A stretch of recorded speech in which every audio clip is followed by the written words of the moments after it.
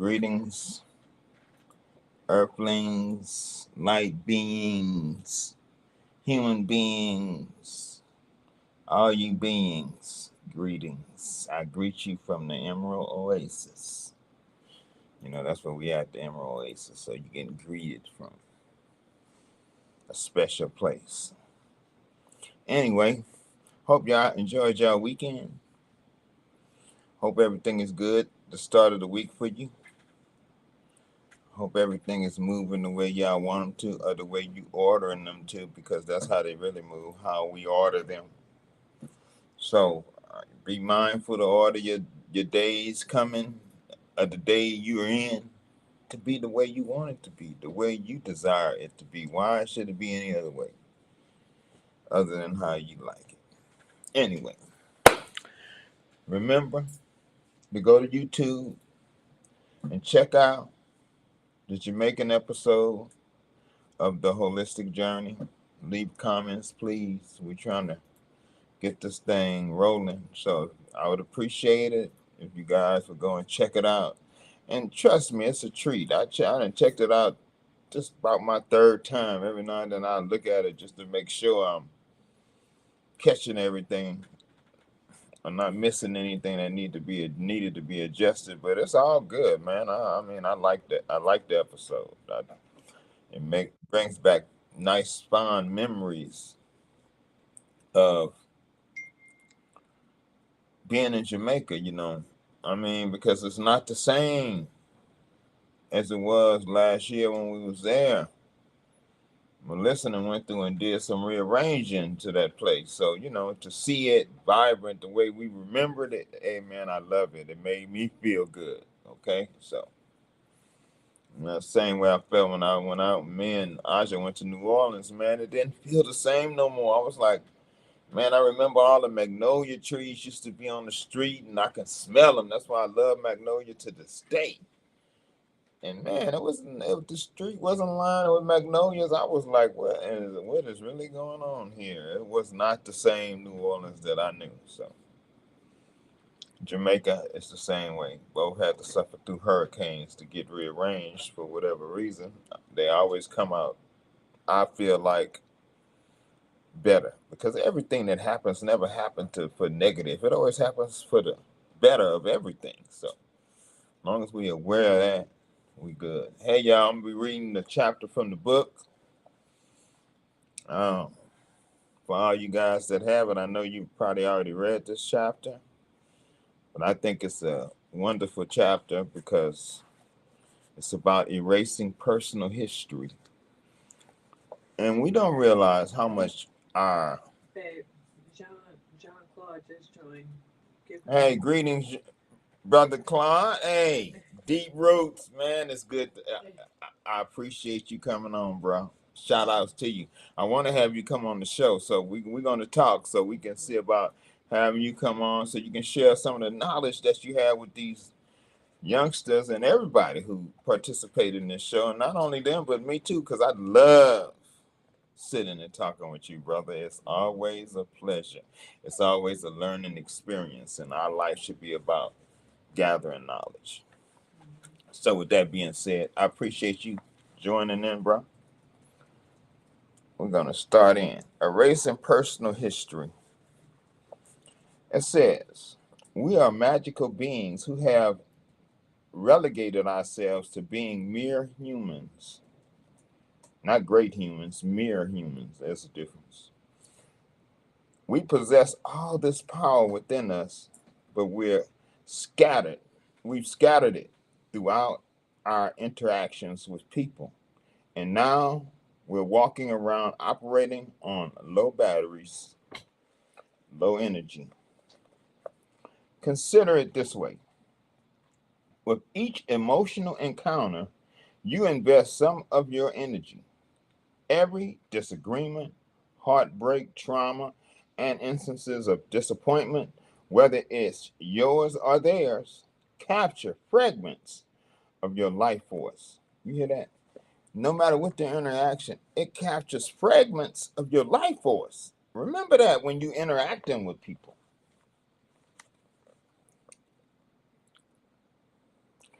perpetuating those same dynamics repeatedly.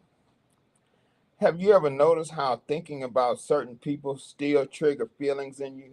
Maybe it's your ex from 10 years ago, or that teacher who embarrassed you in third grade, or your mother criticizing you. Time passed, but the emotional charge is still there.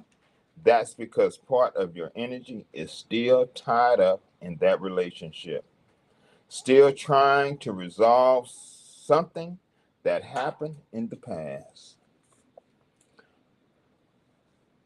Next, understanding energy exchange.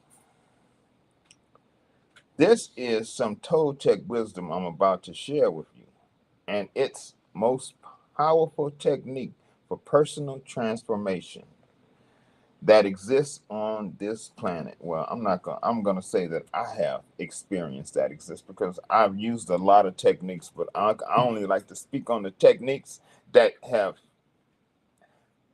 made changes in my life and direction. It says, make a list of everyone you ever encountered in your life. Sounds like a huge task, huh? It's not. Start from the most recent and work backwards. I don't care if it's the grocery store clerk from last week or your kindergarten teacher. Everybody goes on the list. Everybody, bars none. If you had any contact with them, put them on that list. This isn't just a casual exercise, it's a serious energy work that could transform your entire life.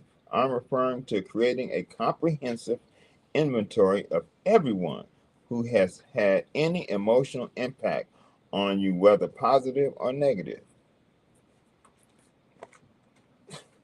Check it. Why? Because every interaction you've had has left some of your energy there, especially the emotional ones. When you argue with someone, both people have energy with each other. When you fall in love, you give pieces of yourself to that person. When someone hurts you, part of your energy gets stuck in that moment, trying to defend or understand or get revenge. Over a lifetime, you have come, you have had, you can have thousands of these energy deposits scattered across your personal history. No wonder people feel tired and disconnected. Most of their life force is tied up in the past instead of being available for the present. Now, before I move on, I have to say something about that because it's so true. We don't realize that when we having these exchanges with people, that it's an energy exchange, and the deeper you get with it, the stronger the exchange. The more constant you are with them individuals, the stronger the exchange. So now, that energy that was exchanged, how do you get it back? You most of the time we don't even realize that we have exchanged energy. We walk away feeling like, oh, that was cool, they was cool, and you walk away, oh man, they pissed me off. I didn't like them. However, the exchange was, there was an exchange of energy. I keep telling people, we are not just social beings. We're energetic beings too. And we have to start becoming aware of our energetic expression. Or we'll always find ourselves in a place of weakness. And you don't want to be finding yourself in no place of weakness. Not when you have the power to gather your energy back and use it for the present. So let's continue. I knew this would be good. I love this book. This is why you can feel someone's presence even when they are not around. This is why certain people drain your energy while others energize you. This is why you can walk into a room and immediately sense the emotional atmosphere because energy leaves imprints that sensitive people can detect. In quantum physics, they call this entanglement. When two particles become connected and continue to affect each other, regardless of distance, the same thing happens with human consciousness. When you have a significant emotional interaction with someone, your energy becomes entangled with theirs. That is why it's so important to be conscious of the kind of people that you're dealing with on a daily basis, the kind of people you have camaraderie with on a daily basis. You need to recognize what you're doing on a daily basis. Look, we living in trying times, but beautiful times. If you with it, hey, everything is lovely. If you not, things finna get rougher. So let's get with it, y'all.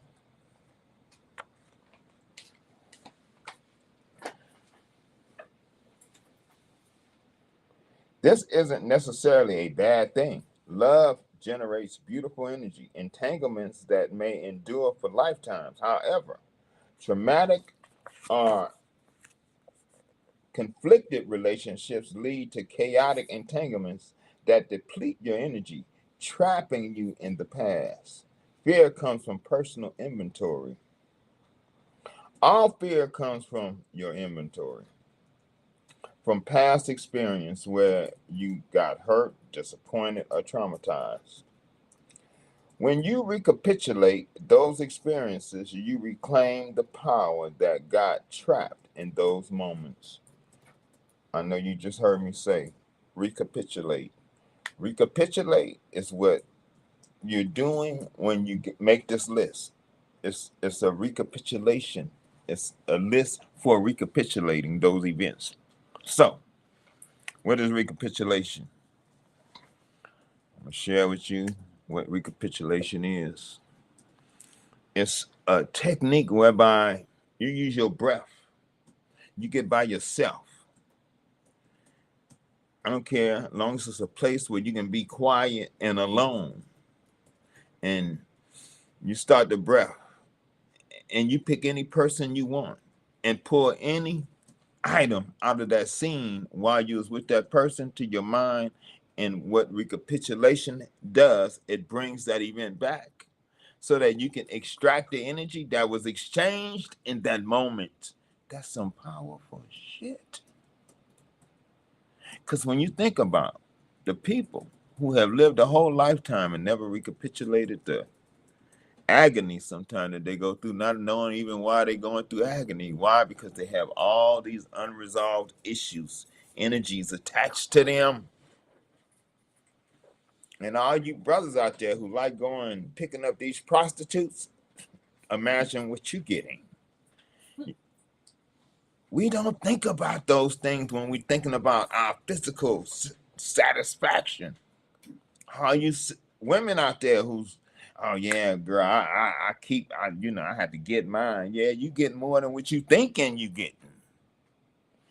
And then we wind up being with somebody and wondering why we have no control over ourselves. Why? Because you have all these unresolved issues in your life that can be solved if you just work at it. And this is one of the methods that is given to help you get past those challenges.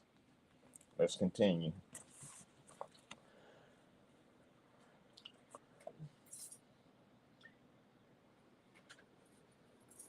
Fear is just energy that got stuck in the past. When something triggers your fear, you're not responding to what's happening now. You're responding to what's happened before. Your nervous system is reacting to old data instead of present reality. That's why it's so important when you hear folks say, hey, be present. Find yourself being in this present moment. That stops that. Hey, a lot of the things that we know that we don't practice are the very thing that we need to be pushing harder than anything, because those are the things that help us to grow on an energetic level, evolve ourselves, because we're in the age of the outpouring. All you have to do is align yourself. Keep the book lower. Keep it lower. You don't want me to cover I my. still see your face. You like They hearing y'all hearing me. they here. I had to make my list when I was 64.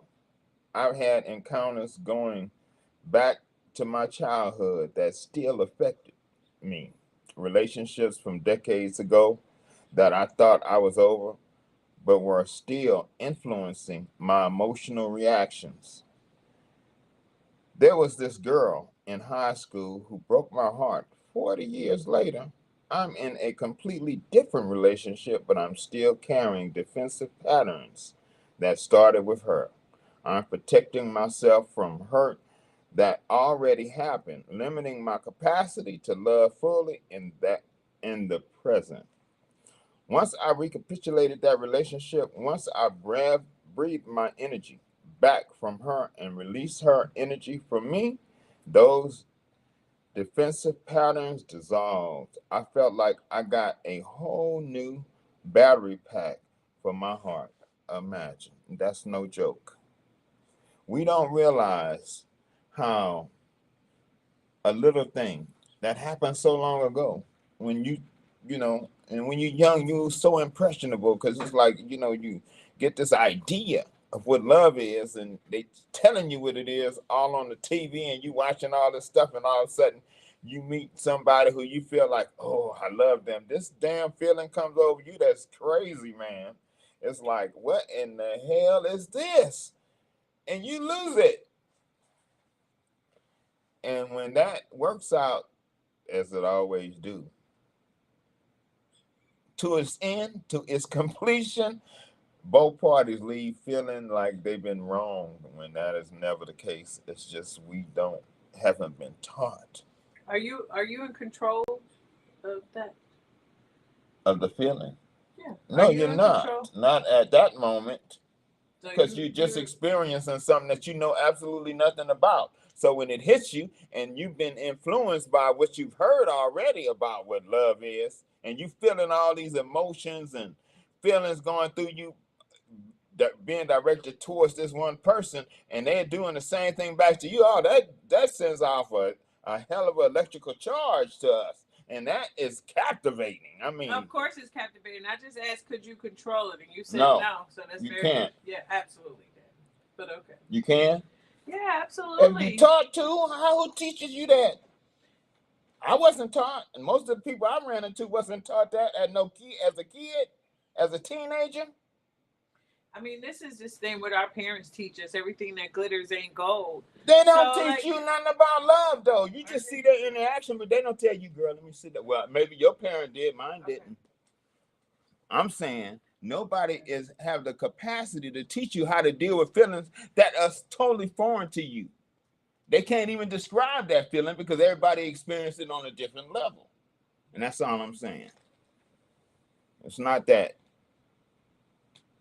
it's uncontrollable or controllable. Is that at the moment that you're experiencing it, all you know is what you've been taught, and you expressing and receiving what you've been taught.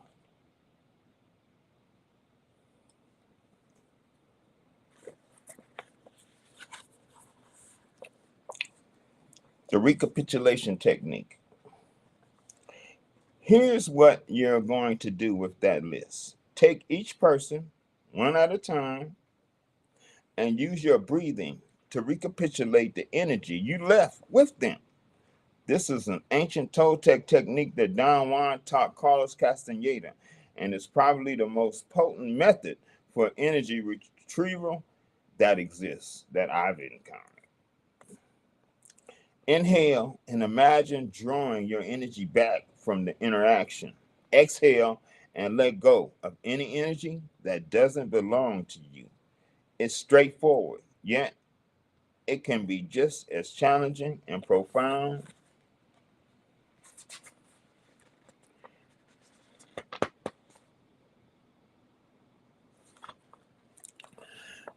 In ancient Egypt, initiates had to reclaim their scattered energy before they could advance to higher levels of training.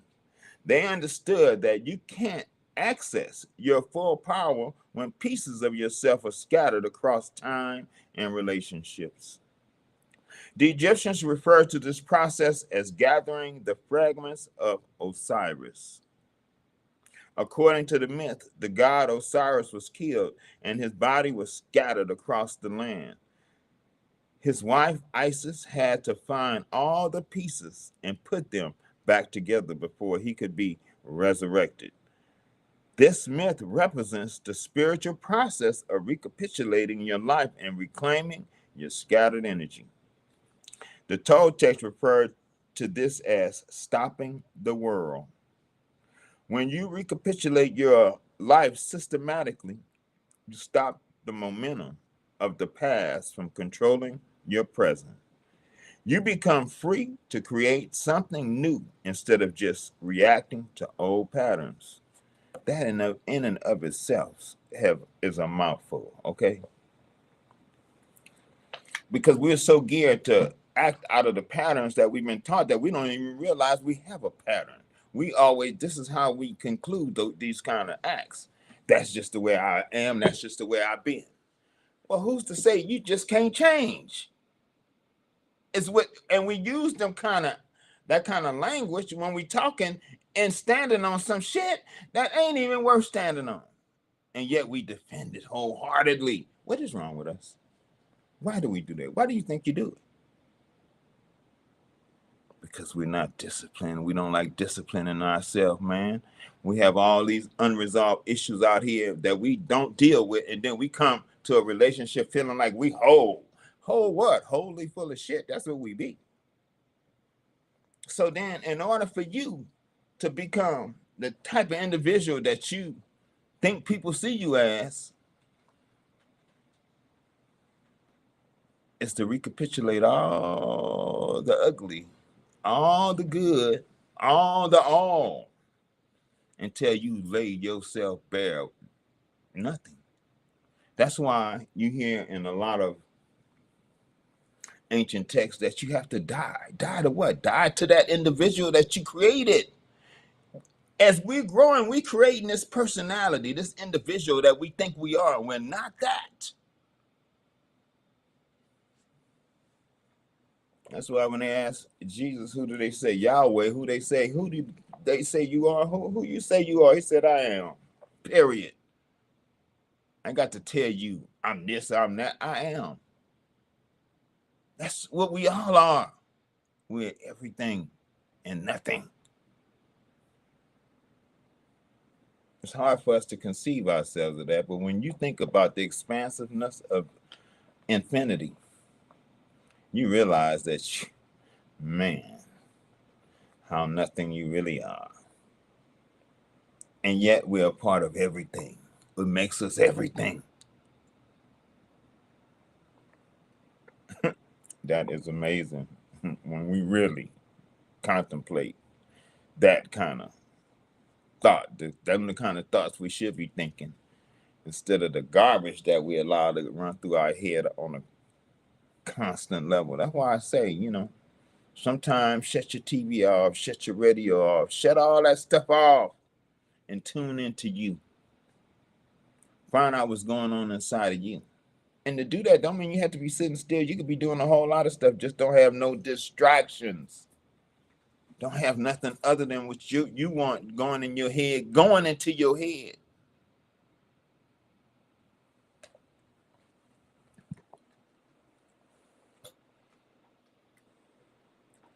All right, y'all. Let's keep going.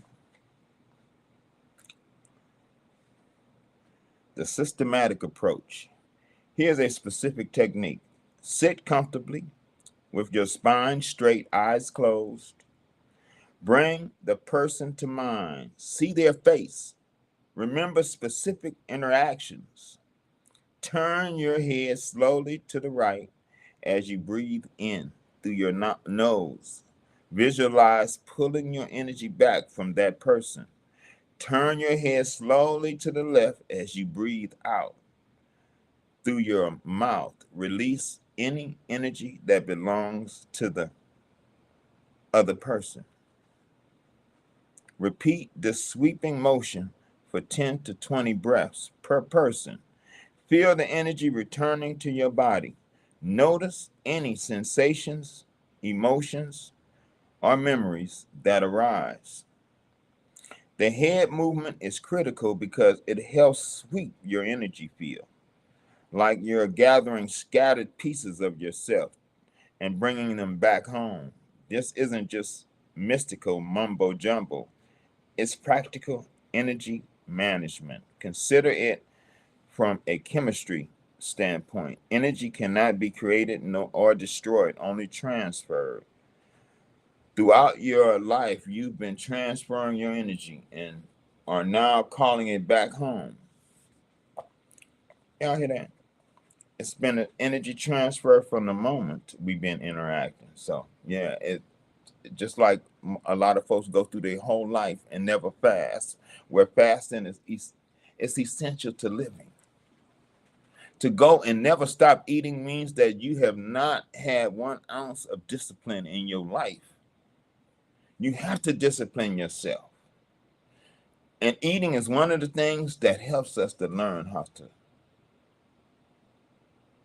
discipline ourselves, because our body is going to tell you, you better eat. It's going to tell you everything that's going to go wrong for you not eating. But discipline helps you to overcome those things. That's why discipline is important.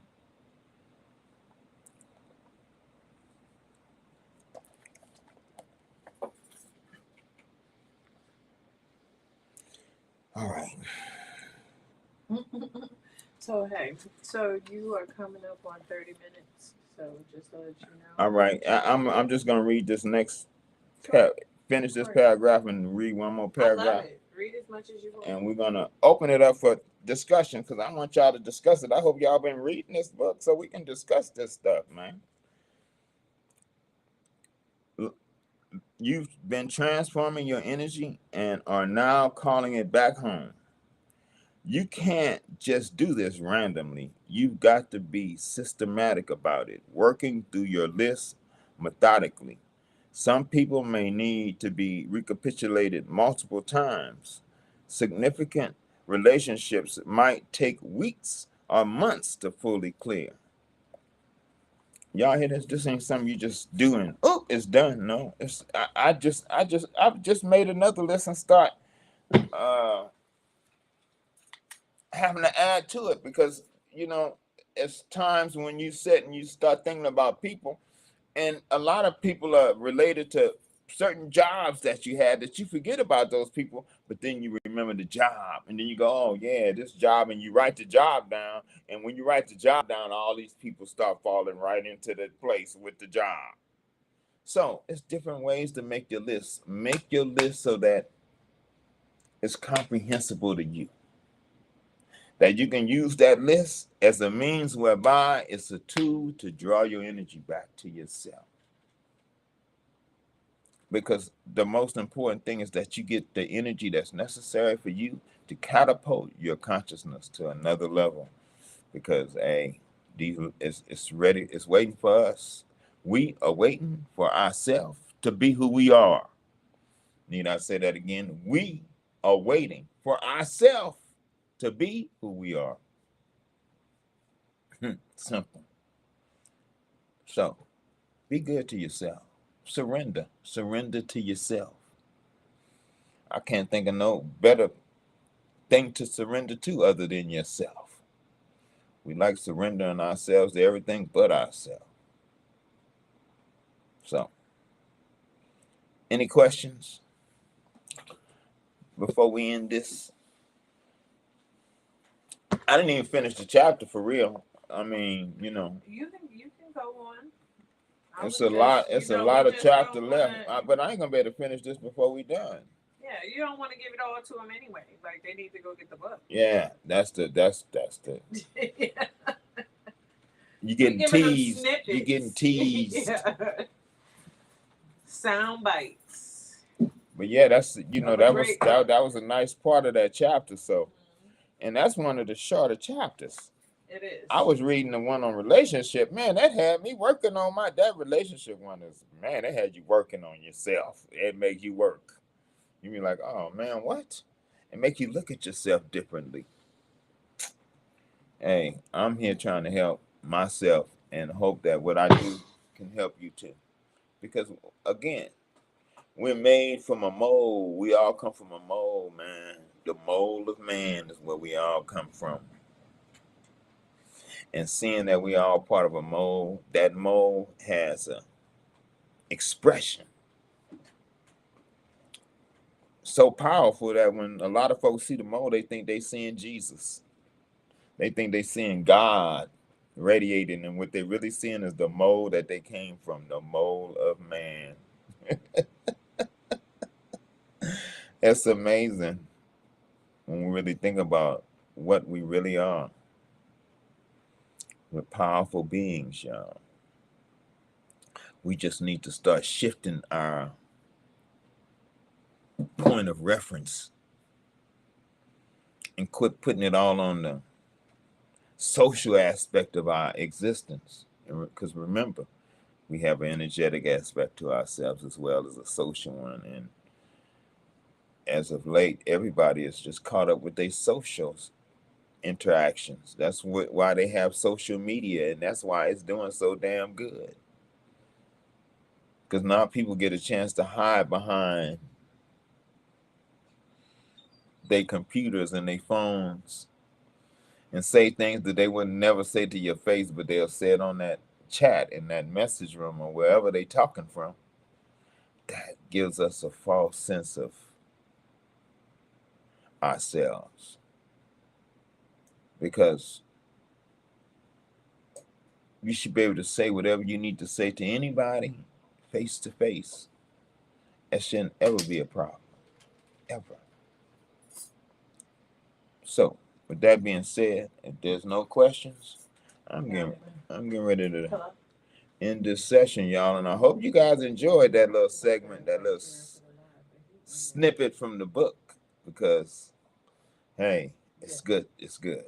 All right. So, with that being said, peace out, y'all. Love y'all. Wait. Well, I got Isaiah on the phone. We about to invite him in so y'all can chat for a little. Okay. All right. Thursday. All right. I'm gonna have my nephew come on Thursday. He just called me. I'm gonna call you right back so we can hang up because I asked you about these dogs. So y'all, like I was saying, peace and y'all enjoy Peace y'all and self, grace. and I'll see you guys on Thursday. A brother said, I said, absolutely, sir. I'm trying to be the best I can be. His name is Sincere. That sounded sincere. Well, too, sincere. didn't it? If that's like your name, then you on point, my man. You on point. All right.